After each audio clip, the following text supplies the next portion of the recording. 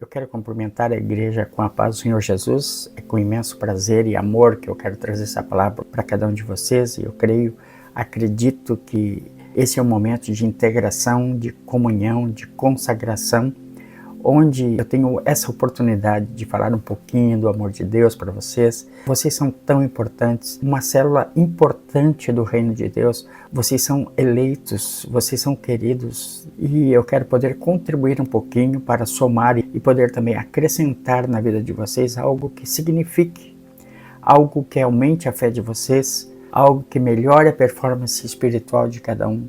Eu dou certeza absoluta que Deus vai fazer algo tremendo na sua vida, vai fazer algo extraordinário nessa manhã.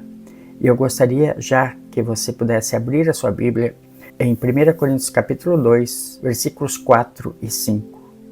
Uma palavra do apóstolo Paulo, aqui ele estabelece a seguinte lição: a minha palavra e a minha pregação não consistiram em palavras persuasivas da sabedoria humana, mas em demonstração de espírito e de poder.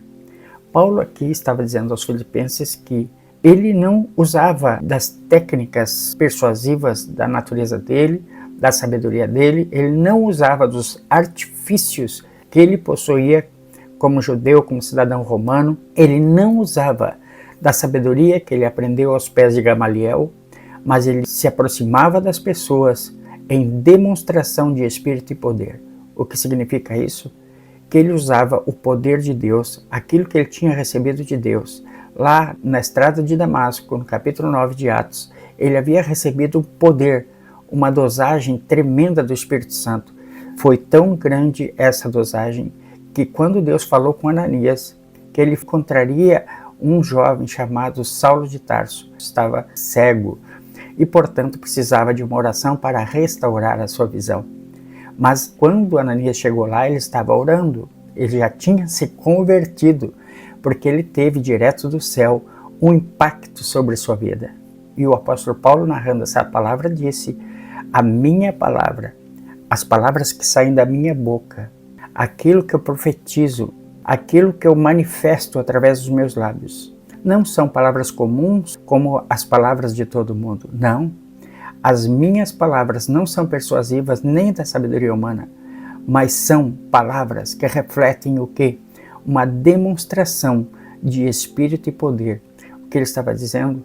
Eu manifesto milagre, porque o encontro que eu tive com o Senhor me trouxe uma incumbência, uma finalidade, e é através dessa finalidade, dessa unção que eu recebi, então eu manifesto.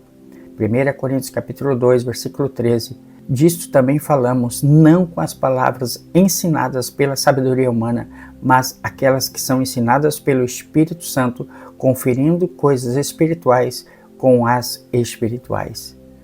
Paulo aqui está dizendo que a sabedoria que ele tinha, as palavras que ele recebia, não eram vindas pela sabedoria humana, mas eram ensinadas pelo Espírito Santo na vida dele. Então veja bem, onde nós encontramos essas palavras? Onde você recebe essas palavras? Com o poder do Espírito Santo na sua vida. Jesus relatou lá em Mateus capítulo 6, versículo 6, e tu, quando orares, entra para o teu quarto e fechando a tua porta, ora o teu Deus que está no secreto, porque o teu Deus que te vê no secreto te recompensará publicamente. É isso. É no secreto que você recebe as palavras de Deus, que você recebe as orientações, que você recebe comunicações, que você recebe os downloads do céu para a sua vida, por onde você vai funcionar conforme a instrução recebida. A minha palavra e a minha pregação não consistiram em palavras persuasivas da sabedoria humana, mas em demonstração de espírito e poder. Tudo isso eu quero dizer porque hoje, a partir de hoje, você vai funcionar no poder de Deus. Você vai funcionar na unção e na autoridade do Espírito Santo. As nossas palavras têm poder. Elas tanto têm poder para nos autodiminuir, como também têm poder, um poder criativo. Lá em Provérbios, capítulo 18, versículo 21. A morte e a vida estão no poder da língua. Quem bem a utiliza, come do seu fruto. Provérbios 18, 21. A morte e a vida estão no poder da língua.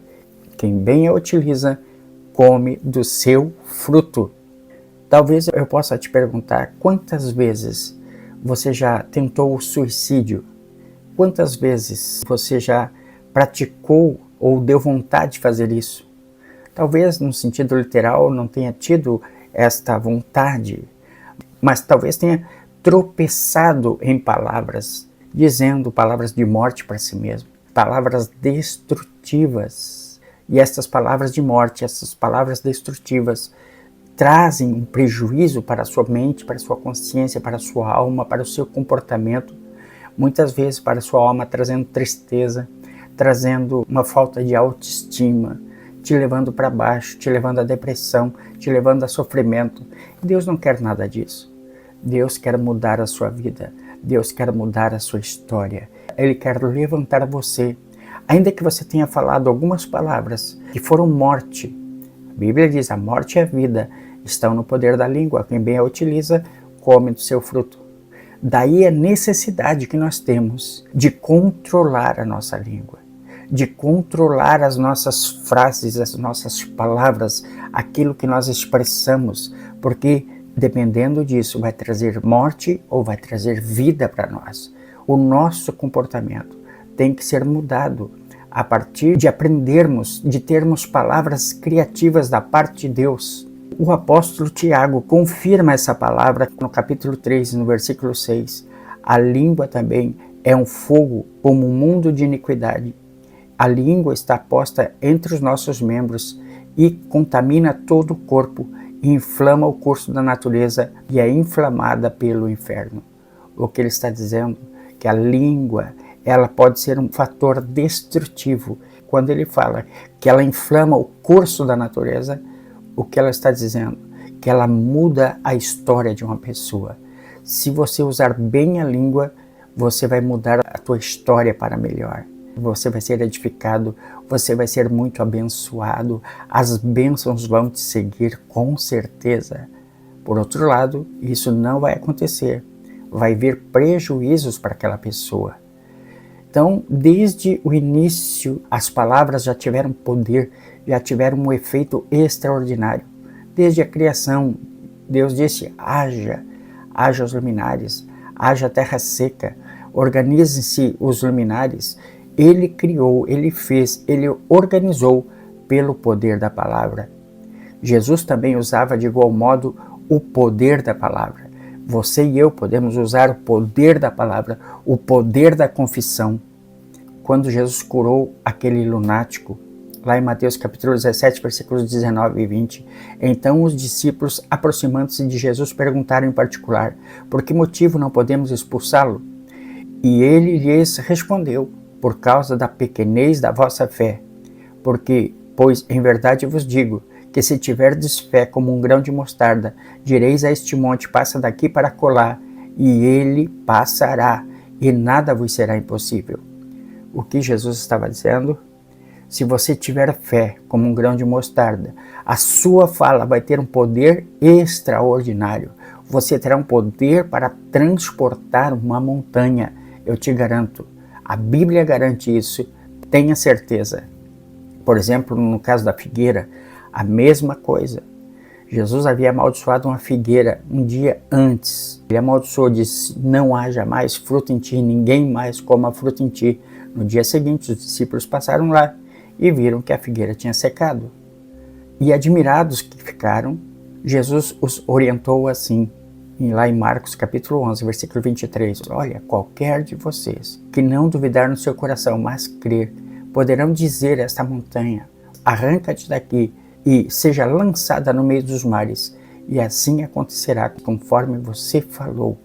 Então eu vejo aqui um grande paralelo.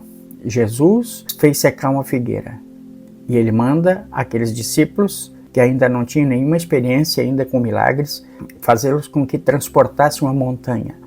O que era mais fácil para eles? Fazer uma figueira se secar ou transportar uma montanha? Jesus falou em Marcos capítulo 9, versículo 23, se tu podes crer, tudo é possível ao que crê. Tudo é possível ao que crê. Nós teremos mais ou menos fé conforme damos crédito à palavra. Quanto mais dermos crédito à palavra, mais fé nós vamos ter, mais edificados, mais construídos, mais ousados em Deus vamos nos tornar. À medida que você começa a entrar na palavra, ser edificado, ser atingido por essa palavra, você vai se tornar uma pessoa robusta em Deus, cheia do poder do Espírito Santo. Se você observar a palavra de Marcos, no capítulo 4, sempre há uma referência entre aquela figura de linguagem que Jesus colocou do semeador que saiu a semear, e semeou uma na beira do caminho, uma caiu nas pedras, outra nos espinhos, outras em terra fértil. Nesse entendimento e na explicação de Jesus, ele respondia: olha, o que caiu nas pedras é aquele que ouve a palavra, mas não tendo raízes secou-se. Então, tudo está relacionado à forma de como eu ouço a palavra, como eu assimilo a palavra no meu coração. O milagre será determinado pelo quanto eu assimilei dessa palavra. E o quanto que eu assimilei dessa palavra vai dosar em proporção à minha fé. E esta fé, cuja proporção será uniforme ao milagre que vai acontecer, eu vou usá-la com a palavra que sai da minha boca. Tiago 1:22 diz assim: tornai-vos, pois, praticantes da palavra e não ouvintes, enganando-vos a vós mesmos. Então, não é a quantidade de coisas que você lê, não é a quantidade de pregação que você ouve, mas aquele mínimo que muda a sua vida e que te faz tomar uma atitude prática, que te faz usar essa fé. É aquela palavra, é aquela frase que impactou você, esta sim, que vai significar na sua vida, que vai atrair os milagres de Deus para você, que vai produzir os milagres os quais você precisa. Jesus nos autorizou a fazer milagres. Jesus disse em Lucas capítulo 6, versículos 47 e 48, todo aquele que vem a mim e ouve as minhas palavras e as pratica, eu vos mostrarei a quem é semelhante. É semelhante ao homem que, edificando uma casa, cavou e abriu profunda vala e lançou o alicerce sobre a rocha. E, vindo a enchente, arrojou-se o rio contra esta casa e não pôde abalar, por ter sido construída sobre a rocha. Quando eu ouço a palavra, quando eu coloco ela no meu coração, quando eu me torno vibrante por causa da palavra que eu ouvi, não a palavra logos, que é a palavra do conhecimento, mas a palavra rema que entra dentro de mim, eu não me abalo, eu me edifico, eu me transformo num homem de fé, e você se transforma numa mulher de fé, num homem de fé. Jesus nos autorizou a fazer os milagres. Quando lemos São João, capítulo 14, versículos 12 e 13, ele diz assim: em verdade eu vos digo que aquele que crê em mim fará também as obras que eu faço e outras maiores fará, porque eu vou para junto do Pai, e tudo quanto pedirdes em meu nome, isso farei, a fim de que o Pai seja glorificado no Filho. Ele autorizou eu e você fazermos milagres grandiosos. Você vai fazer milagres grandiosos e eu estou aqui incentivando você, trazendo essa proposta para que você faça milagres grandiosos, para que você se potencialize no Espírito Santo para realizar estes milagres. Em Marcos capítulo 16, versículos 17 ao 18 diz assim: e estes sinais hão de seguir aqueles que creem, vão acompanhar aqueles que creem, em meu nome expelirão demônios, falarão novas línguas, pegarão em serpentes, e se alguma coisa mortífera beberem, não lhes fará mal, e se impuserem as mãos sobre os enfermos, estes enfermos ficarão curados. E ali ele está dizendo, os sinais vão acompanhar. Isso dá uma ideia do Consolador, o Paráclito. E no grego acompanhar é parakolotel, é uma derivação da mesma palavra do grego seguir alguém de modo a estar sempre no lado dele. Essa é a tradução do grego. Então, quando eu saio no poder do Espírito Santo, sob essa reserva dita por Jesus sobre a minha vida, que os sinais vão me acompanhar. Na verdade, ele está dizendo aqui que o Espírito Santo vai me acompanhar. Ele vai me acompanhar. E através dele eu vou fazer os milagres que são necessários para o reino de Deus. Ele prometeu poder para cada um de nós. Ele disse lá em Lucas capítulo 24, versículo 49, eis que eu envio sobre vós a promessa do meu Pai. Ficai, pois, em Jerusalém, até que do alto sejais revestidos de poder. O que nós precisamos para fazer milagres é sermos revestidos de poder, é sermos cheios do Espírito Santo. É isso que você precisa, é isso que eu preciso. Lucas capítulo 10, versículo 19. Eis que eu vos dou autoridade para pisar de serpentes e escorpiões e sobre todo o poder do inimigo, e nada, absolutamente nada, vos causará dano algum. Sabe o que é isso? Ele está praticamente repetindo o que está escrito em Marcos capítulo 16, versículo 17. E estes sinais seguirão os que creem. Estes sinais vão acompanhar você. Aqueles que creem expelirão demônios, falarão em novas línguas, pegarão em serpentes, e se alguma coisa mortífera beberem, não lhes fará mal, e se impuserem as mãos sobre os enfermos, eles serão curados. Lucas 10 e 19, eis que eu vos dei poder e autoridade para pisar de serpentes e escorpiões e sobre todo o poder do inimigo, e nada, absolutamente nada, vos fará dano algum. Jesus está garantindo esse poder. Ele garante para mim, ele garante para você. Eu reforço agora tudo aquilo que nós dissermos, não duvidando no coração, mas crendo, isso acontecerá. Eu quero reforçar esse convite para você. Se você receber o poder de Lucas capítulo 24, versículo 49, também o poder que foi manifesto ali em Atos capítulo 1, versículo 8, mas recebereis poder ao vir sobre vós o Espírito Santo, e ser-me-eis minhas testemunhas, tanto Jerusalém, Judeia, Samaria e até os confins da terra. Eu e você precisamos desse poder, e você vai receber hoje o poder que você precisa para realizar milagres grandiosos a partir de hoje. E eu quero dizer para você, partindo de Jesus, que nos deu autoridade para fazermos milagres dobrados, duplicados, muito maiores, assim eu tenho um exemplo bíblico, que é o de Eliseu, 2 Reis capítulo 2, versículos 9 e 10. Havendo eles passado, Elias disse a Eliseu, pede-me o que queres, que eu te faça, antes que eu seja tomado de ti. Disse Eliseu, peço-te que me toque por herança, porção dobrada do teu espírito. Tornou-lhes Elias, dura coisa pediste, todavia, se me vires quando for tomado de ti, assim se te fará. Porém, se não me vires, não te fará. O que aconteceu? Eliseu, depois que Elias foi tomado aos céus, a capa veio voando e caiu, ele foi lá e tomou a capa. O que ele fez? Ele voltou, Elias tinha aberto o Jordão, e agora Eliseu, em posse da porção dobrada do Espírito que estava sobre Elias, foi lá e abriu o Jordão e passou de volta. Então, hoje, é agora, você vai receber porção dobrada do Espírito Santo para realizar milagres grandiosos. Posso orar por você agora?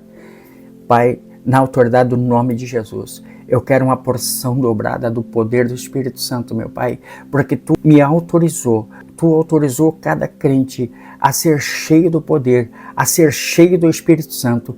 Receba agora o poder do Espírito Santo, receba agora a porção dobrada do Espírito Santo, porque recebendo esse poder, esta pessoa vai curar, vai proferir milagres, vai derrubar o diabo com o poder da palavra confessada.